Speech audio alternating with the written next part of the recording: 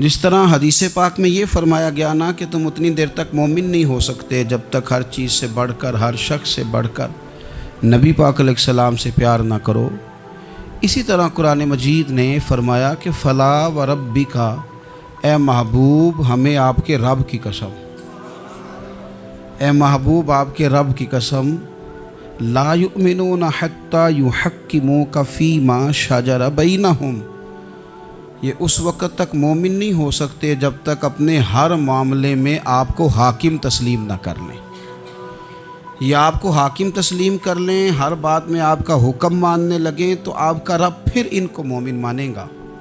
ہر معاملے میں، نماز پڑھنے میں بھی نبی پاک کا حکم ماننا ہے، اور شادی کرنے میں بھی نبی کریم کا حکم ماننا ہے، روزہ رکھنے میں بھی حضور کا حکم ماننا ہے، اور تجارت کرنے میں بھی نبی کریم علیہ السلام کا حکم ماننا ہے۔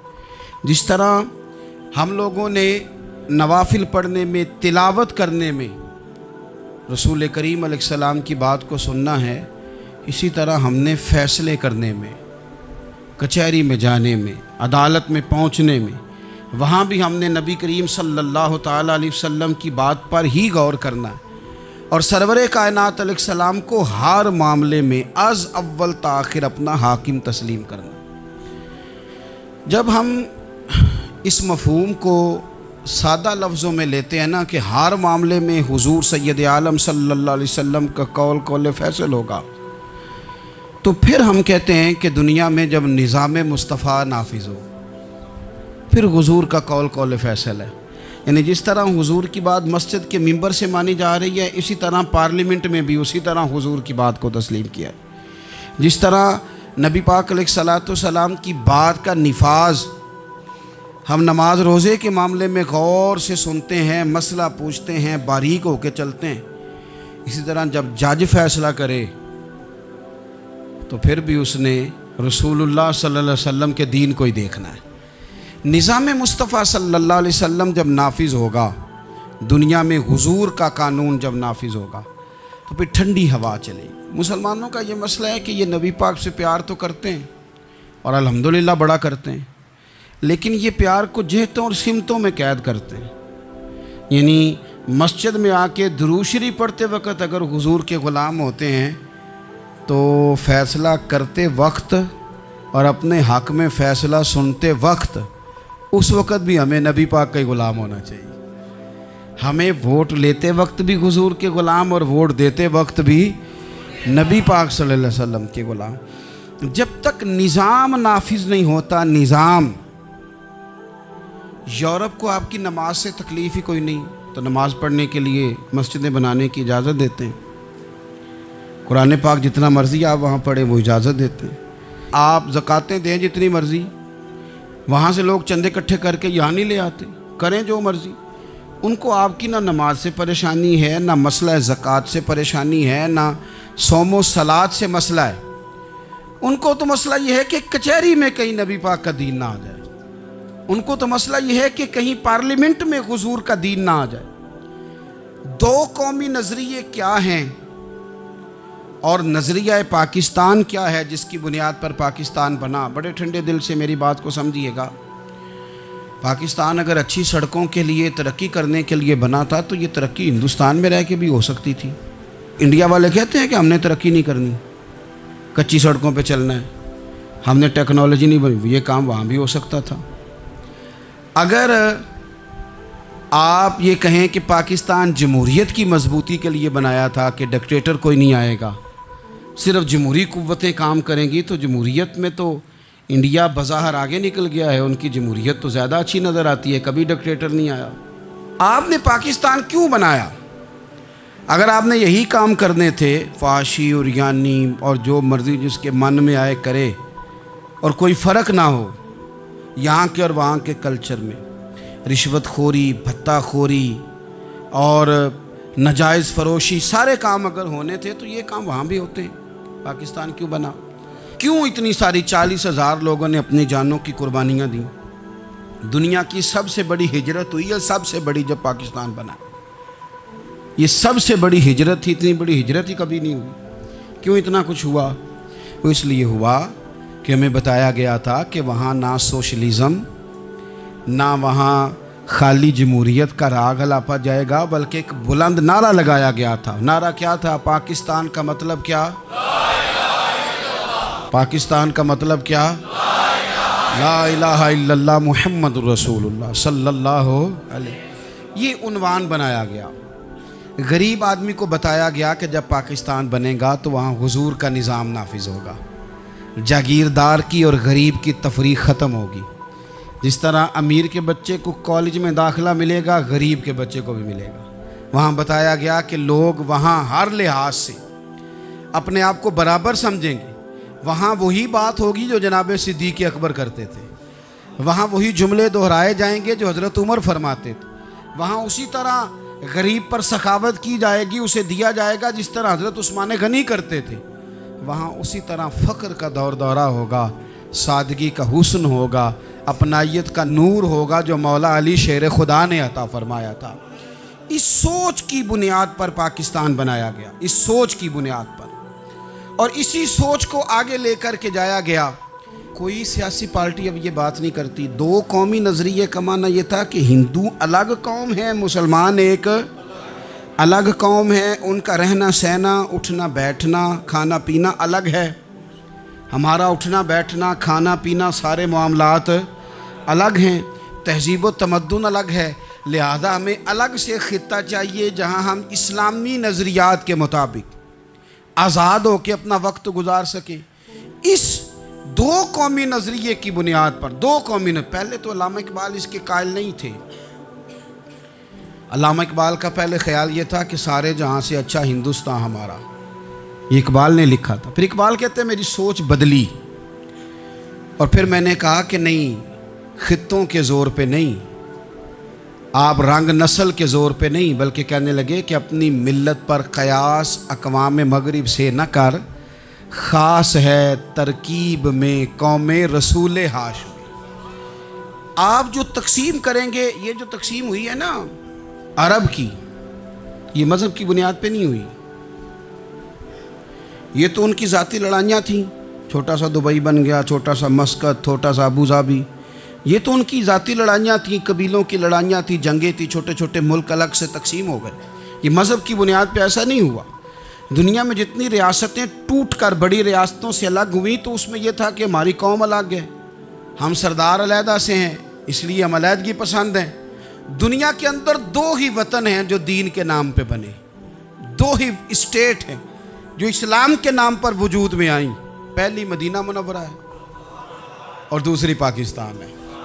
खालिस मजहब के नाम पर ये दो रियासतें वजूद में हैं, एक मदीना तैयबा और दूसरा पाकिस्तान। पाकिस्तान का मतलब क्या? ला इलाहा इल्लल्लाह मुहम्मदुर रसूलुल्लाह सल्लल्लाहु अलैहि वसल्लम। इस बुनियाद पर इस वतन को, खित्ते को हासिल किया गया। यही नारा लगाया गया, यही नारा मोहम्मद अली जिन्ना लगाते थे, यही डॉक्टर इकबाल लगाते थे, यही नारा चौधरी रहमत अली लगाते थे। यही वो नारा था जिस नारे को तहरीक पाकिस्तान के कायदीन ने आगे पहुंचाया। उस ज़माने में जो राइटर लिखते थे उनकी तहरीरें आप आज भी निकाल के देख लें। वो कहा करते थे कि पाकिस्तान कायम होगा तो अमीर गरीब की तफरीक ख़त्म होगी, पाकिस्तान में वही निज़ाम आएगा जो निज़ाम रसूल पाक सल्लल्लाहु अलैहि वसल्लम लेके आए, कुरान को नाफिज कर दिया जाएगा। ये उस ज़माने के लोग लिखा करते थे, बयान करते थे, इसी का इबलाग होता था। पता नहीं फिर किसकी नज़र लगी, क्या हुआ, और तहरीक पाकिस्तान में जज्बाती तौर पर उलमा ने किरदार अदा किया।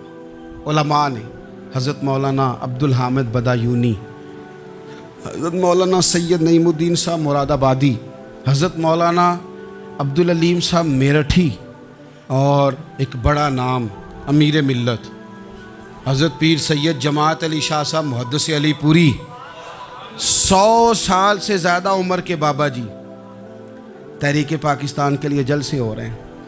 बाबा जी से उठा नहीं जाता, तो जिस तरह 4 लोग चारपाई पे जनाजा उठाते हैं, इस तरह 4 लोगों ने चारपाई पे बाबा जी को उठाया हुआ है, अमीर मिल्लत सैयदजादे, और चारपाई उनकी उठा के जलसों में ले जाई जाती है और वो तकरीरें करते हैं और कहते हैं सुनो भाई, जो मुस्लिम लीग को वोट नहीं देगा फिर हम उसका जनाजा भी नहीं पढ़ाएंगे, जो वोट नहीं देगा हम दफन भी नहीं होने देंगे अपने कब्रिस्तानों में, जो वोट नहीं देगा हमारा मुरीद ही नहीं।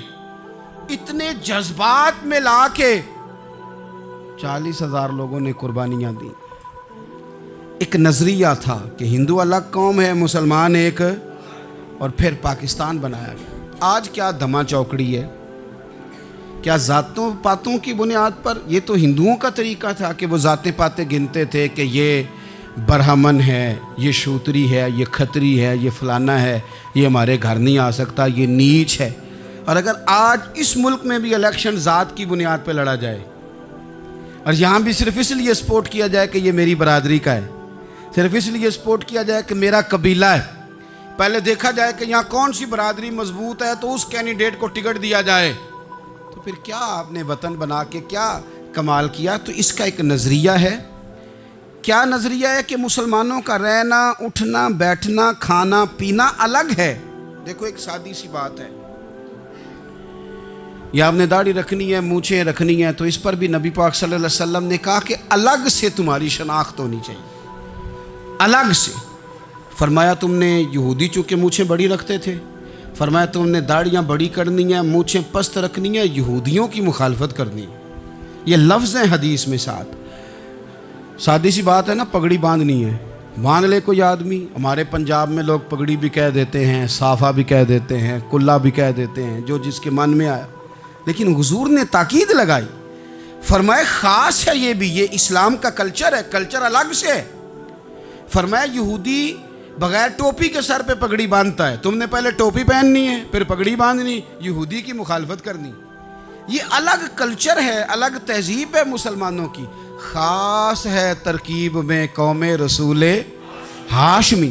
آپ کی عدالت میں وہ والا نظام نہیں ہوگا جو امریکہ میں ہے، آپ کی عدالت میں وہ والا نظام نہیں ہوگا جو برطانیہ میں ہے، آپ کے پارلیمنٹ میں وہ نظام نہیں چلے گا جو یورپ کا، برطانیہ کا، فلانے کا فلانے کا ہے۔ آپ کی پارلیمنٹ میں، آپ کی عدلیہ میں وہ نظام چلے گا جو قرآن کا ہے اور رسول اللہ کے فرمان کا ہے۔ یہ نظریہ تھا، نظریہ۔ اب اس نظریے کی لوگ بات ہی نہیں کرتے، عوام بھی نہیں کرتی، بالکل نہیں۔ میں بڑی دیر سے رو رہا ہوں، بہت سارے بڑی بڑی گدیوں کے پیر بھی نہیں کرتے۔ ان کو پتہ ہے کہ اگر نظام مصطفیٰ نافذ ہوتا ہے تو مجھے بھی بتانا پڑے گا کہ 80 مربع کہاں سے آئے، مجھے بھی بتانا پڑے گا کہ یہ جو میں 1.25 کروڑ کی کار میں گاڑی میں گھومتا ہوں تو یہ کہاں سے آئی، حساب دینا پڑے گا۔ اور پھر جب پاکستان بن گیا، قربانیوں کے بعد بنا، آپ نے ناراض نہیں ہونا، میرا مہاجر فیملی سے تعلق ہے، جو عزیز رشتہ دار قریبی یہاں رہتے تھے نا، مقامی، وہ تو مہاجروں میں رشتہ داری نہیں کرتے تھے۔ صحیح کہہ رہا ہوں؟ کہتے مہاجر ہے، اچھا جی غیر مسلم ہے، جگہ نہیں دیتے تھے رہنے کو۔ میں کیسے آپ کو بات بتاؤں؟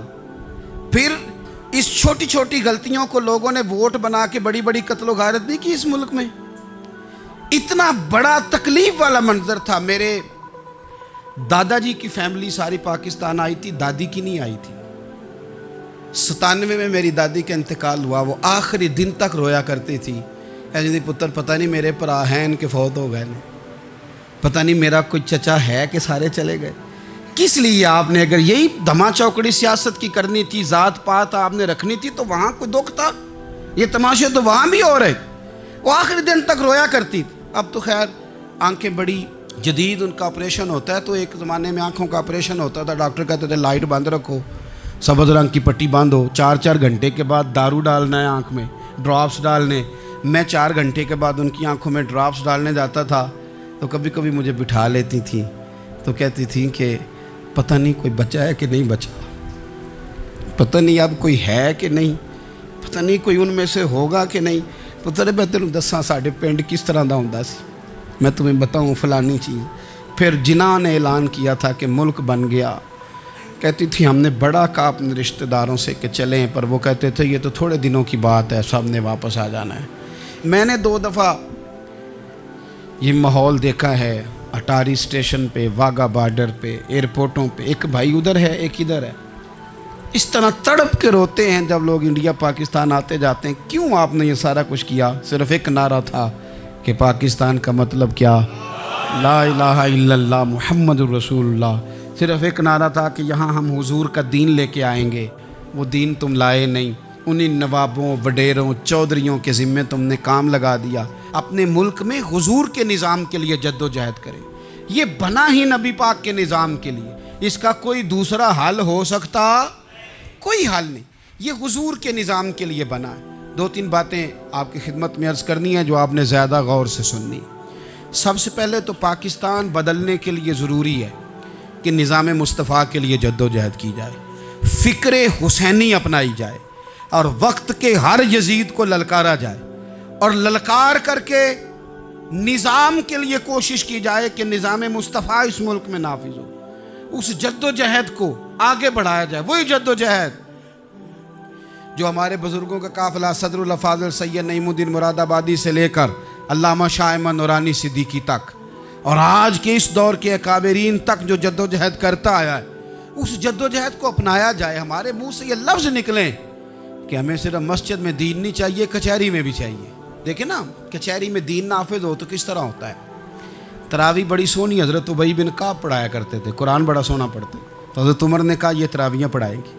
اب چونکہ قرآن اچھا پڑھتے تھے، اچھا سمجھتے تھے، تو حضرت عمر نے فرمایا چونکہ قرآن اچھا پڑھتے ہیں لہذا چیف جسٹس بھی انہی کو بنانا ہے، جن کو سمجھ ہو قرآن کیا کہتا ہے فلاں چیز کے بارے۔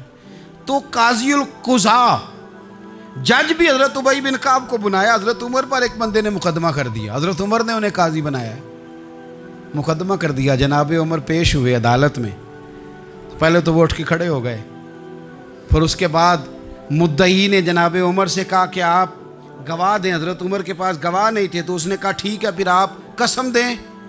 تو حضرت ابی بن کعب رضی اللہ تعالیٰ عنہ فرمانے لگے آپ کو امیر المومنین کے ساتھ یہ رویہ اختیار نہیں کرنا چاہیے، آپ امیر المومنین سے قسم کا مطالبہ کر رہے ہیں، آپ کو پتہ نہیں کہ یہ وہ ہستی ہے جن کی رسول پاک علیہ الصلوۃ والسلام نے گواہیاں دی ہیں کہ بڑے کام کے آدمی ہیں، ان کی فضیلتیں حضور نے بیان فرمائی ہیں، آپ امیر المومنین سے۔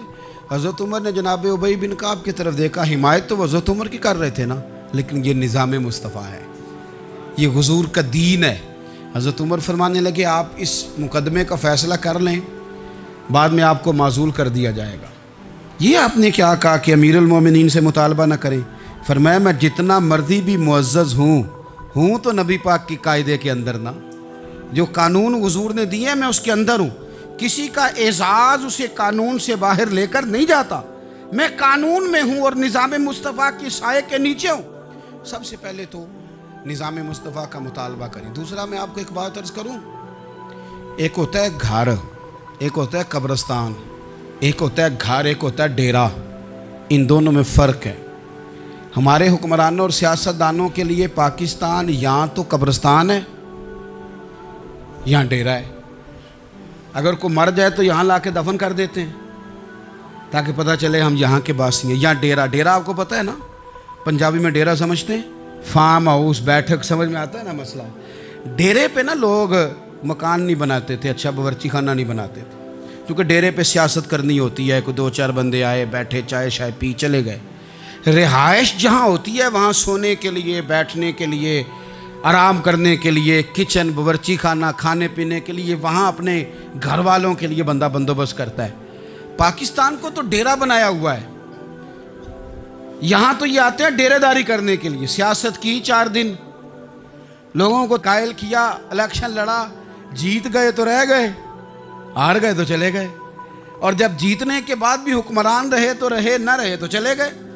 یہ تو ڈیرا ہے، لیکن ڈیرے میں زیادہ نقصان چودھری کا نہیں ہوتا کہ وہ چودھری بنا ہوا ہے، زیادہ ظالم وہ ہوتا ہے جو اپنے آپ کو کمی سمجھتا ہے، وہ نقصان کرتا ہے چودھری کا بھی، چودھری کے بچوں کا بھی، وہ اسے تکبر میں مبتلا کرتا ہے، وہ اس کو کہتا ہے کہ تو بادشاہ سلامت، وہ اس کا دماغ خراب کرتا ہے۔ اس لیے شیخ سعدی کہتے تھے بہت سارے لوگوں کو ان کے مشیر تباہ کر دیتے ہیں کہ تو بلے بلے۔ تو پاکستان ان لوگوں کے لیے یا ڈیرا ہے یا قبرستان ہے، گھر تو میرا اور آپ کا ہے، لہذا ہم نے اسے گھر سمجھنا ہے، صرف اپنے گھر کو نہیں۔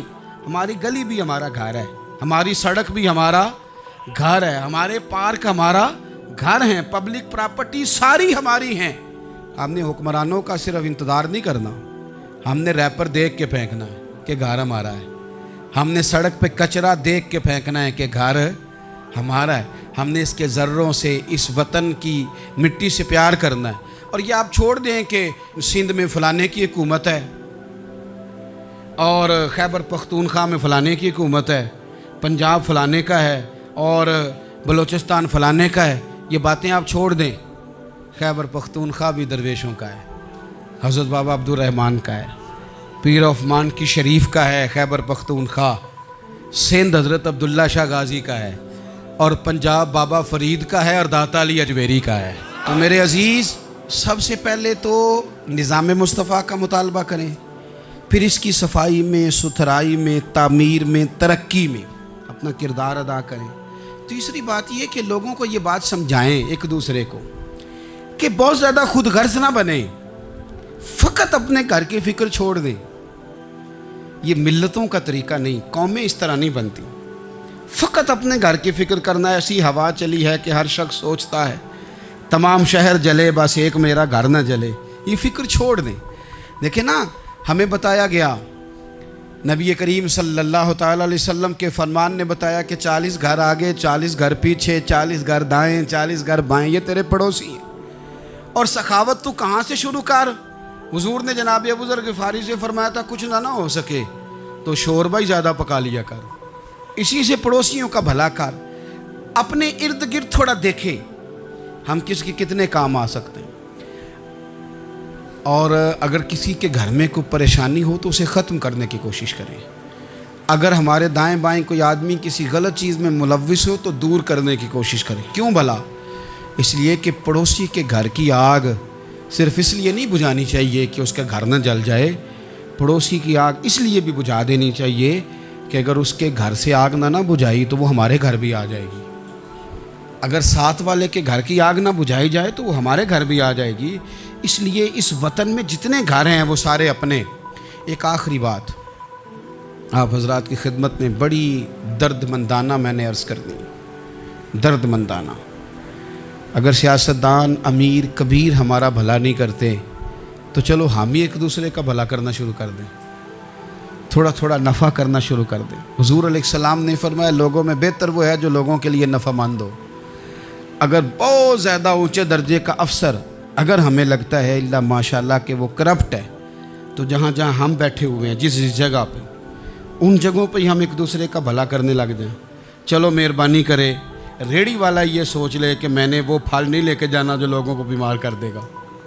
چلے سبزی والا یہ سوچ لے کہ یہ والی سبزی اب اتنی تباہ کن ہو گئی ہے کہ بیمار کرے یہ کام۔ چلو میڈیکل سٹور والا ہی مہربانی کرے کہ میں نے دعائیں صرف وہ لے کے آنی ہیں جو فائدہ مند ہیں، جو دعائیں ایکسپائر ہو گئی ہیں، جن میں کوئی مسئلہ بن گیا ہے، وہ میں نے کام نہیں کرنا۔ اور چلو کریانے والا ہی مہربانی کر دے، وہ بیسن ہی صحیح لے آئے یار، وہ والا نہ بیچے جو لوگوں کے لیے نقصان کا باعث، وہ بوتلیں اصلی بیچے، نقلی نہ بیچے، کیونکہ وطن ہمارا ہے۔ آپ یقین کریں کہ میں اوپر کی بات نہیں کرتا، نیچے تک حال اتنا خراب ہے کہ آگے آگے جو پھل دکھانے کو لگائے ہیں وہ اور ہیں، اور ان کے پیچھے جو پڑے ہیں وہ اور ہیں۔ اتنا عجیب منظر، اتنی عجیب۔ میں اب تو چلیں کچھ احباب مجھے سفر کرا دیتے ہیں، ایک زمانے تک میں کرائے کی گاڑی میں سفر کرتا تھا۔ ایک صاحب کو میں نے ایک دفعہ بتایا کہ مجھے شیخو پورہ جانا ہے، کتنی دیر رکیں گے؟ میں نے کہا کہ ظاہر ہے جلسہ ہے، فارغ ہوگا تو آ جائیں گے۔ تو شیخو پورہ والوں نے بھی مجھے شیخو پورہ بتایا تھا، تو وہاں جا کے پتہ چلا کہ 10 کلومیٹر اندر جانا ہے۔ انہوں نے بریک لگا لی وہیں پہ، کہنے لگے جی 10 کلومیٹر اگے جانا ہے تو پیسے نویں طے ہون گے۔ گل شیخو پورے دی ہوئی سی۔ تو میں کوئی ایسا مسئلہ نہیں تھا، میں ہنس پڑا، پریشان نہیں ہوا۔ میں نے کہا بالکل ٹھیک ہے، آپ صحیح کہہ رہے ہیں، یہ آپ کی بات بالکل بجا ہے، آپ نے جو کہا وہ درست کہا، لیکن یار میں نے تو یہی سنا ہے کہ یہ شیخو پورہ ہے، تو 10 کلومیٹر تک تو بہرحال ایک شہر ویسے بھی ہوتا ہی ہے، یہ تو نہیں ہوتا کہ اس کی ایک باؤنڈری ہے کہ 1 کلومیٹر کے اندر شہر بند ہے۔ لیکن میں نے کہا کہ تیری سوچ نے ایک بات مجھے، اس دوست کو میں نے سمجھایا، پیارے تھے، قائل کیا، وہ میں نے کہا تمہاری سوچ سے ایک بات میری سمجھ میں آئی ہے کہ ہم بڑے خود غرض ہیں، ہمیں صرف ہمارے حکمران نہیں لوٹتے، بس ہاتھ نہ پہنچے تو انگور کھٹے ہیں، ورنہ اگر پہنچ جائیں تو کوئی ایک طریقہ ہونا چاہیے کسی بندے کو کسی جگہ نیچے لے کے آنے کا کہ او ہو 10 کلومیٹر آپ نے تو یہ کہا تھا، اب کیسے بات ہوگی؟ میں نے انہیں کہا کہ کچھ بھی نہیں اس سے فرق پڑتا، اس سے کوئی فرق نہیں پڑتا۔ لیکن ایک زمانہ میں نے دور دیکھا، اور ایک دور میں نے وہ بھی دیکھا کہ مجھے ایک جگہ جانا تھا، اللہ اکبر،